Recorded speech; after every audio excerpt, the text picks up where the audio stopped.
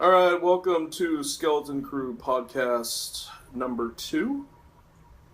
This is going to be the Antifa files. We're discussing Antifa and who they are, their origins, and what we think about them. Yeah, I mean, we're not really sociologists or modern day historians going over, 20th century events, but I think I grew up when things were like they were first kind of talking about these kind of tactics. And this is Harry. I was in the last episode too, but I I kind of saw them evolve over time. So, maybe there's stuff that we've seen that people aren't talking about. Yeah. So, Antifa, a lot of people, especially on the left, have this romantic idea of who they are. Like, people just see them and they think that they're the good guys or whatever, right? Because they're going against, like, quote unquote the systemic viruses that are present in society. Yeah, I don't even know if people think that they're good or not. I think it's just that I think people idolize someone who takes action no matter what it is. I mean, people talk about they say negatively like, "Oh, so and so's bad," but man, are they a charismatic leader? And it's like you're following charismatic people who do some pretty awful stuff. So let's talk a bit about what Antifa really is, what it's not, and where it comes from. Okay, well, I guess are you having me as kind of like the expert on the topic? Yeah. Okay. Well, what it is, it's they want to say it's short for anti-fascism. Yeah. And I think pretty much anyone who's like an American that lives in America pretty much hates fascism. Like, there's nothing about how our country is set up that says, oh, well, I just really want the government to tell me exactly what to do and to control my every action and to not let me have free speech and to Yeah. But see, there's the problem though. Like, people, like, the reason why the environment's so toxic right now and why they think that fascism is like this big threat. What is a big threat? It's always a big threat. Well, yeah, it's a threat, but they think that it's like rising, right? Yeah. And their big excuse for that is, oh, well, Donald Trump is like fanning the fascist flames. Well, I mean, I can see where some people would. We can get into the whole like Donald Trump and what he really stands for, but yeah, we will save that for a different episode. Yeah, I think what the thing is they say that they're anti-fascism because fascism equals evil in American culture. Yeah, like there is not anyone who will like morally stand up and be like, I defend the merits of fascism. Like, no one will say that. Yeah, But the thing is that it doesn't mean anything to them. The word fascism doesn't actually mean fascism. It doesn't mean controlling everything. Yeah, no, it's like literally like it's a catch-all. It's a catch-all that means our enemies. That's what they use it as. Anything they don't like is fascist. Now, there are a lot of things that go with fascism that are in that catch-all, like systematic governmental racism, genocide, using violence to enforce your will. All of those things are things that are associated with fascism. Police states that don't have due process. Silencing the outspoken minorities, political minorities, any kind. Anything that the government or the party line doesn't agree with. Trying to silence them. That's all things that are associated with fascism. But I think what's interesting is that a lot of the people that they're labeling fascism, they exhibit some of those behaviors that are associated with those things, but they're not the people in power necessarily. And a lot of these groups that call themselves anti-fascists act like fascists themselves. Oh, yeah, definitely. I mean, going into the streets and wearing black bloc and imposing your will on other people using brute force is not only like pretty much the literal definition of terrorism because they're using it for political means. Yeah, they're using fear. Yeah. Yeah. And so it's the literal definition of terrorism. There's no conversation to be had there about whether it is or isn't. Like, look up the definition of terrorism. No, the dictionary definition. Yeah, it is. It's literally terrorism. So basically, these people are just.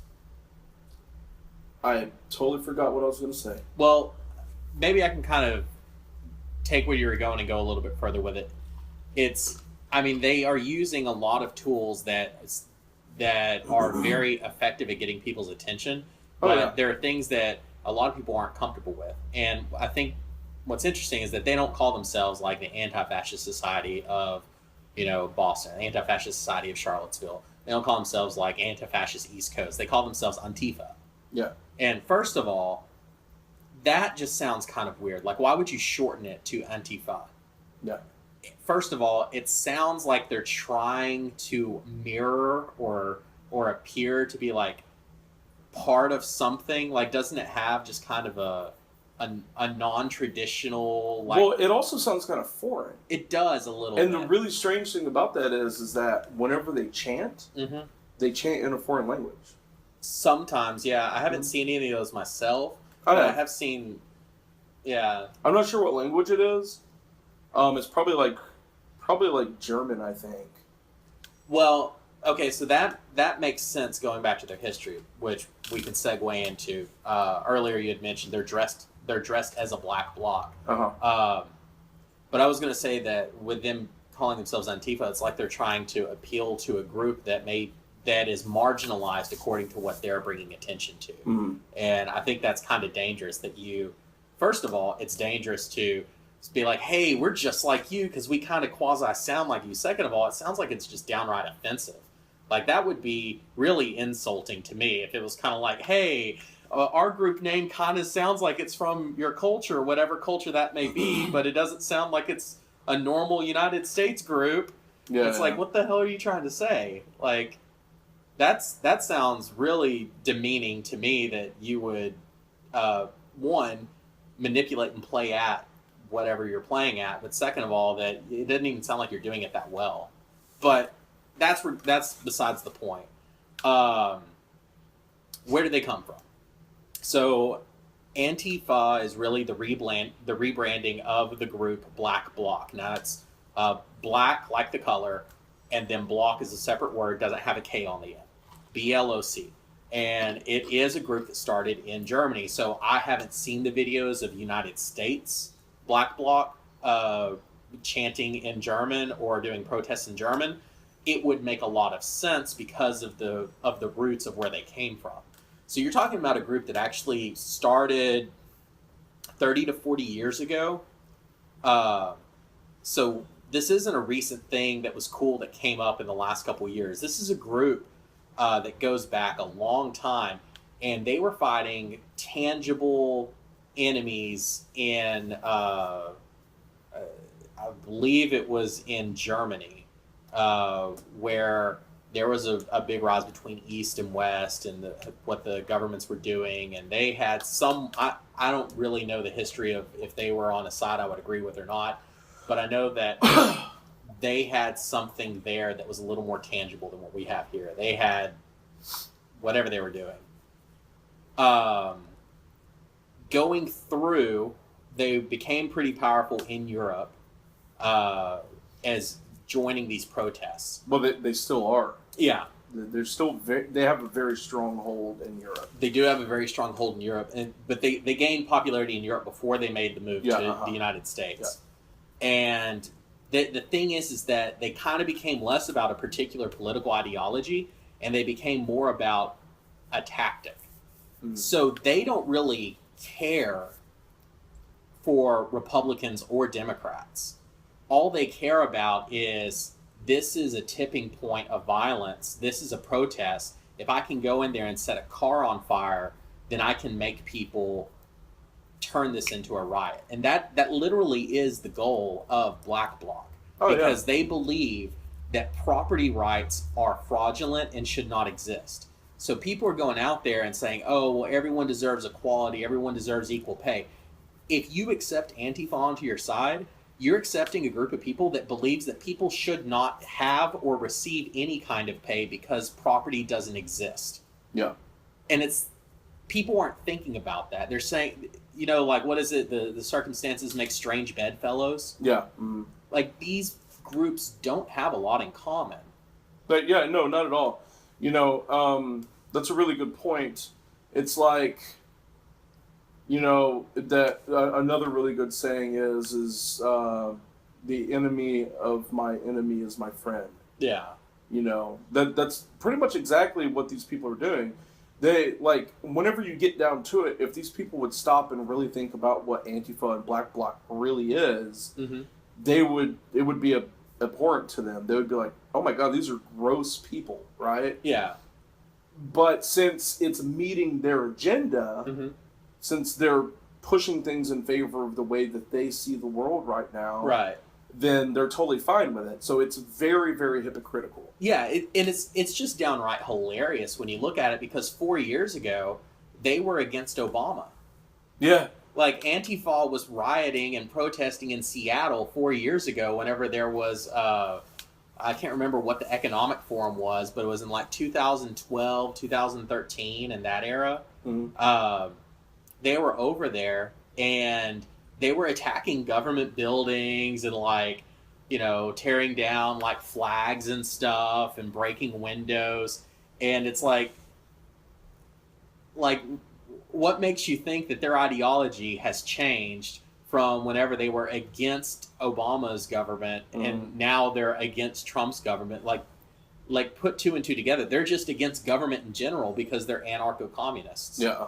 Which I think is hilarious to have anarcho-communists. Yeah. Doesn't make any sense to me. At all. Like, anarchy to me is like, I don't want anyone telling me anything. I do my own thing. Like, let me live out in the desert on my own.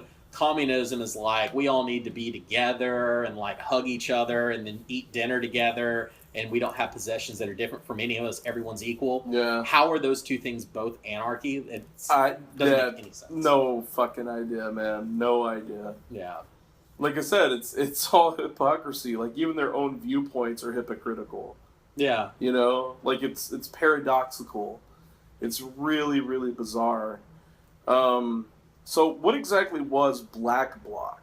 Like, were they considered terrorists or anything like that in I don't Germany? think they were really considered terrorists necessarily, because they never really had that strong of a structure.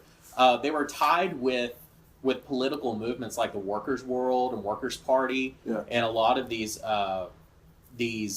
more, I guess you could call them progressive ideologies. Yeah. I always find it weird to say, like, there's progressive and conservative, because the word progressive makes me think that the antonym is regressive. Yeah. And I really don't think, like, conservatives associate themselves as regressive. No. Like, that doesn't make any sense to me, but whatever. No. I'll let them have the word. So they consider themselves to be a part of those kind of movements, those very, you know, socialist advancement of the worker, common people, which is a very populist type of movement. Yeah, which is, like, pretty much, like, if you really get down to it, that side of their line of thinking is perfectly in line with Donald Trump's. Well, yeah, I mean, that's the thing that I think we could talk more about in another one, but I would like to go along with that. I mean, I don't think that you could really say that Donald Trump's a socialist at all, but you could say that he ran on a platform of populism that doesn't really match with anything that the Republican Party stands for. Yeah, And that's what I think is so funny, is that it seems like both sides really want that kind of populist view, and they're just trying to, I don't really know what the end goal is other than just to cause, like, complete chaos. Yeah. So speaking of chaos, let's kind of get into like funding. Okay. You know, these groups obviously need, you know, money and things like that in order to work their operations and stuff. So where do you think that they're getting all of their money from? So we talked a little bit about this before the show, where I was kind of hesitant, because I was like, look, man, as soon as you start this conversation, you're going to have people that are just going to, like, You're going to see it in the YouTube stats that is just, oh, like they stopped listening right there. Yeah, uh-huh. I mean, but realistically, you're talking about an organization that has some kind of funding, that is able to organize itself. There are leaders in it. There has to be some kind of structure. Mm-hmm. And you pointed out before that you've seen these Craigslist ads to get people to show up, or some of them are willing to pay. And even if they're not willing to pay, you trace it back. There are these quote unquote charities that provide funding to these different groups as kind of non-profit organizations that are, political committees. And yeah, I mean, they get money from somewhere. Yeah, so it's basically just like shell corporations that are like kind of in like charity cloaks. Kind of. I mean, like I guess I could see that they kind of act the same. I mean, a shell corporation is a very specific kind of thing. I look at these as more as like a political action committee that has something on its mind other than getting someone elected.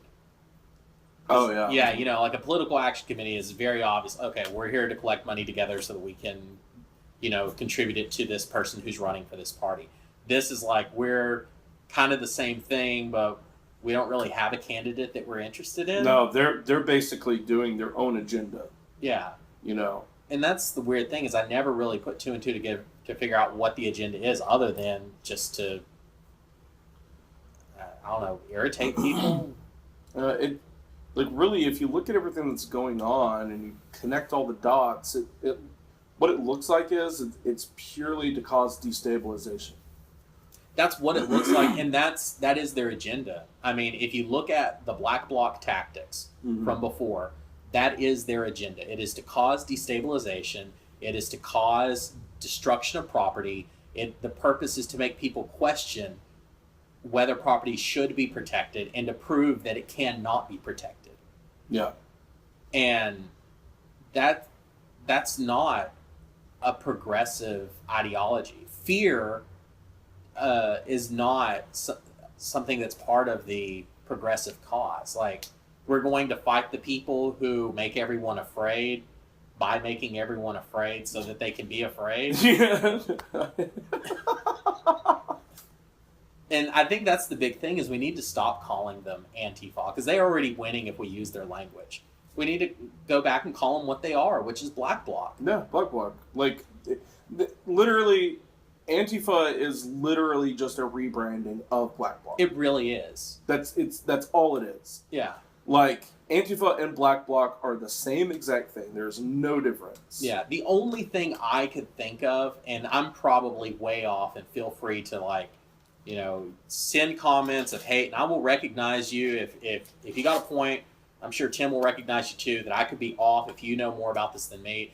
It really seems to me that whenever hashtag Black Lives Matter got real big, that Black Bloc didn't want to be confused with Black Lives Matter, because they stand for very different things. Oh, maybe that would actually kind of make sense. And I agree with BLM, don't agree with it, whatever. The point is that what is their agenda? What's their purpose? It's to raise awareness of minorities being killed by police. That is what their agenda is. Whether you think it's an accurate description of what's going on in the streets or not, that's another topic. That's what their stated agenda is. Black Bloc's stated agenda is to tear down the ideas of individuality and public property.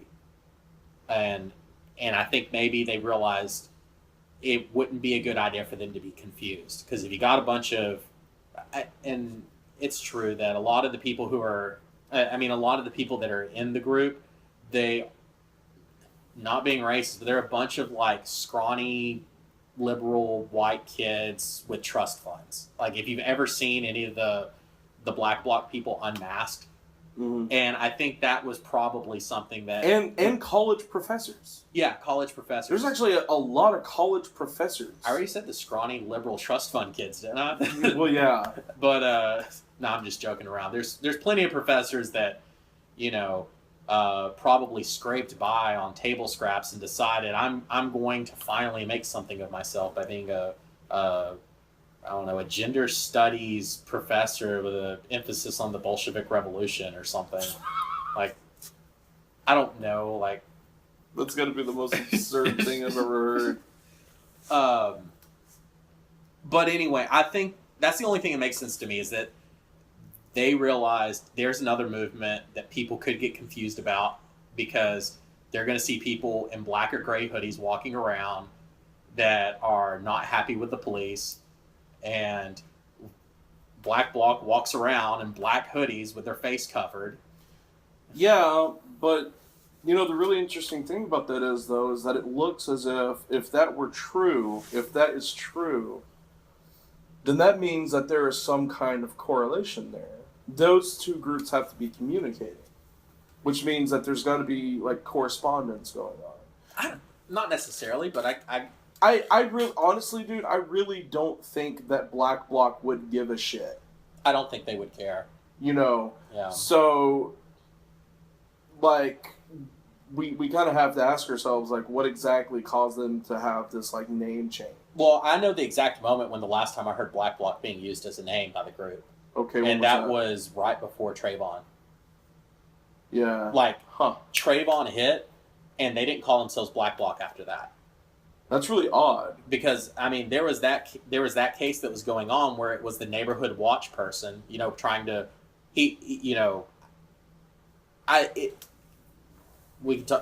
there's no real reason to have a whole episode talking about that because it's in the past. I mean, we can all kind of admit that, I don't even know why I'm saying admit, but we all know pretty much what happened was that there was a guy who was kind of a dirtbag who was looking for a fight. Yeah. And then there was, a high school kid who was an athlete who was a pretty intimidating build, and something happened between the two of them that I don't think either person was in the right, but I don't think that, what happened was probably was the ideal situation. Yeah. But, when that happens and that's being big, I don't think they want to be caught on the wrong side of it and be anywhere wrapped up in it since... Yeah, so you think maybe it was a self-sufficing tactic.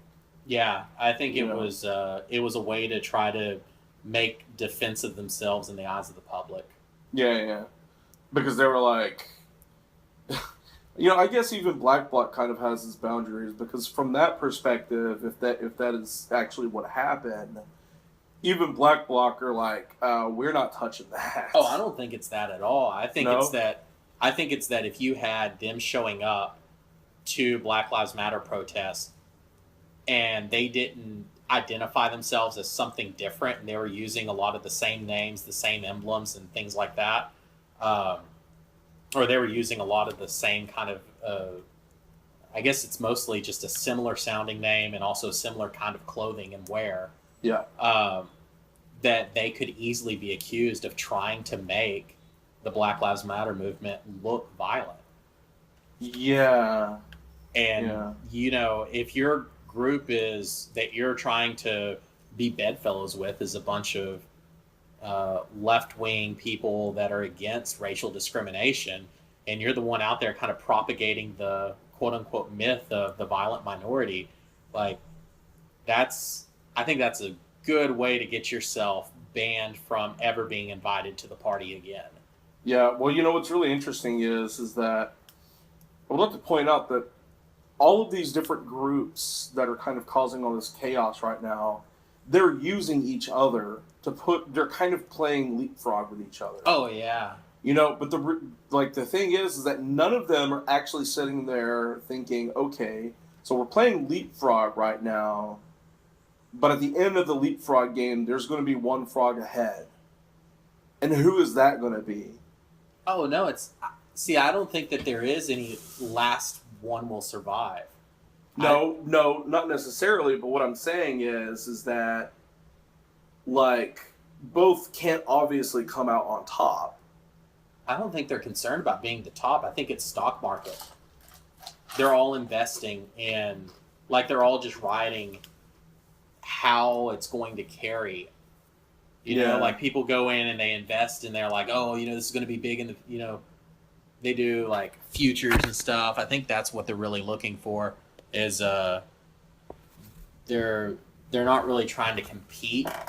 They're just saying how they can boost themselves by riding each other's coattails. Yeah.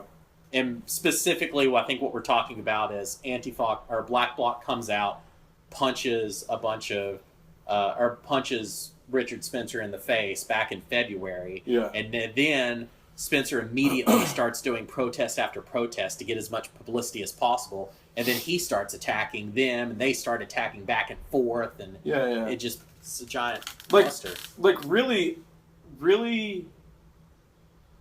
all extremist groups. Mm-hmm. I'm talking about like alt-right. Yeah. I'm talking about Black Bloc. I'm talking about Black Lives Matter. I don't know you'd call Black Lives Matter an extremist group, because it depends on the situation, because there have been moments when they have been extremist groups. There's been moments where members have acted as extremists, but I don't think that's the goal of the movement. So it's one of those things where, what does the movement stand for? Like, what is their actual goal? And I think it's okay to say alt-right is extremist, because their stated goal, alt-right's a big umbrella term, so it might be better to say specific groups. Like I'm talking about like the real shitbags, like the supremacists and things like that. And yeah, like specifically their group, I believe is like the National Front or something. I don't know. They want an ethno-state. They basically want to say everyone of a certain race can live in the same neighborhood or the same state. Yeah. That's an extremist. Those are dirtbags. Yeah. And I think that's kind of how it is with some of these other groups. You got to be careful, because I don't think that the stated goal of Black Lives Matter is to end law enforcement. The stated goal is to get equity in how they're treated by law enforcement. Yeah, but the whole point is, the point that I'm trying to make, though, regardless of all of that, of all the intricacies. Yeah. Like, the whole reason why they're doing this is basically just to get public pity, so they can go and then make, GoFundMes and stuff to get just like shit tons of free money. I think there is a big concern that people are using these moments in political tension as a way for personal gain. Oh yeah, definitely. And that's where I'll agree with you. And I definitely think that's what Richard Spencer's doing. Yeah, well, there's been accusations that there are people within the Black Lives Matter movement that have done the same, where there's money that's unaccounted for. I believe in December of last year, there were a couple people who were very involved in it that left because there's unaccounted money and they don't know where it went. And they can't get answers, so they just kind of cut their ties. Yeah. But yeah, if you really sit back and think about it, I really think, like, honestly, wholeheartedly, that all of these people that are really causing all this tense public scrutiny and things like that, yeah, I really think that those people are just using this stuff as self-promotion. Yeah, they are. But yeah. Just simply self-promotion. I don't think that they necessarily really, truly, wholeheartedly believe in what they're doing. They're not in it for that. They're in it for gain. It's like Tony Robbins sold the idea that, like, you're special and you're awesome and you can do it. And, like, these guys are a bunch of jerks out there that are selling the idea that everyone else is awful and it's okay to hate them. Yeah. Yeah. It's kind of the same thing in a weird way. Yeah, exactly. It's like fucking backward fucking it's the exact opposite of self-improvement. Yeah. Self-help and self-improvement. It's like it's like detriment evil, of it's everyone. Like, it's evil Tony Robbins. Yeah. Wow. All right. Well. So what's the question? Because you like to wrap these up with a big question at the end of the day. I guess the question is what specifically do we do about Black Bloc? Because they're obviously trying to throw a wrench in the system, and it seems that they are having an effect. What's the best way to punish a group with no pronounced leader who feeds off of getting attention and who has no value system other than the destruction of the existing value system. Yeah, exactly. Like, how do you attack? How do you defend against something so amorphous? Yeah, exactly. And that's the same problem that the feds had with Anon. Yeah. You know. What are you going to do? Shut down their website? Another one will pop up. Yeah, exactly. You're going to find one member. There's 10 in the place. Yeah. So let's have a discussion about it. Leave comments. Don't forget to subscribe and like and share and all that jazz. But yeah, we definitely want to see some kind of conversation in the comments. We want to know what you guys think. All right. See you.